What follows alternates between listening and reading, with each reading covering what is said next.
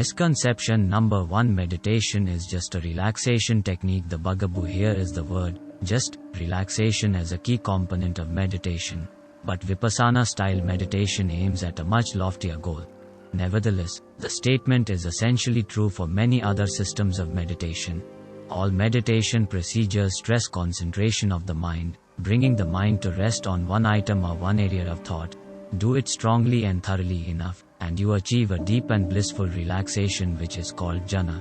It is a state of such supreme tranquility that it amounts to rapture. It is a form of pleasure which lies above and beyond anything that can be experienced in the normal state of consciousness. Most systems stop right there. That is the goal, and when you attain that, you simply repeat the experience for the rest of your life. Not so with Vipassana meditation. Vipassana seeks another goal: awareness. Concentration and relaxation are considered necessary concomitants to awareness. They are required precursors, handy tools, and beneficial byproducts, but they are not the goal. The goal is insight. Vipassana meditation is a profound religious practice aimed at nothing less than the purification and transformation of your everyday life. We will deal more thoroughly with the differences between concentration and insight in Chapter 14.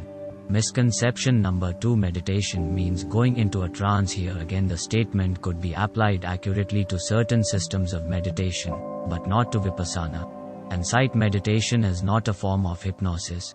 You are not trying to black out your mind so as to become unconscious.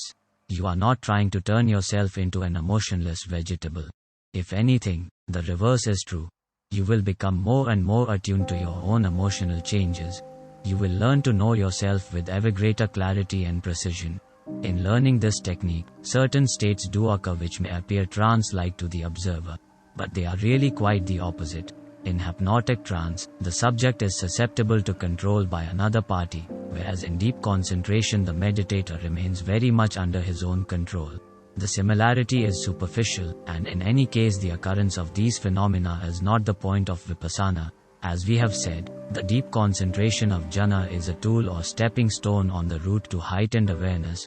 Vipassana by definition is the cultivation of mindfulness or awareness. If you find that you are becoming unconscious in meditation, then you aren't meditating, according to the definition of the word as used in the Vipassana system.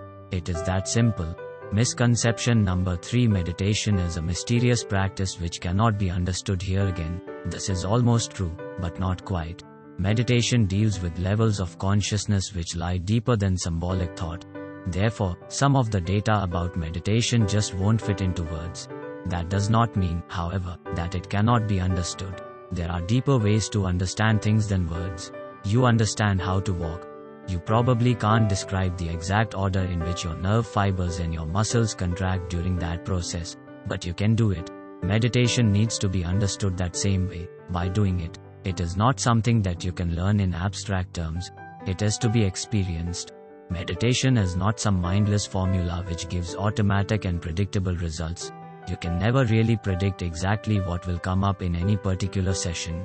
It is an investigation, an experiment, and an adventure every time. In fact, this is so true that when you do reach a feeling of predictability and sameness in your practice, you use that as an indicator. It means that you have gotten off the track somewhere and you are headed for stagnation. Learning to look at each second as if it were the first and only second in the universe is most essential in Vipassana meditation.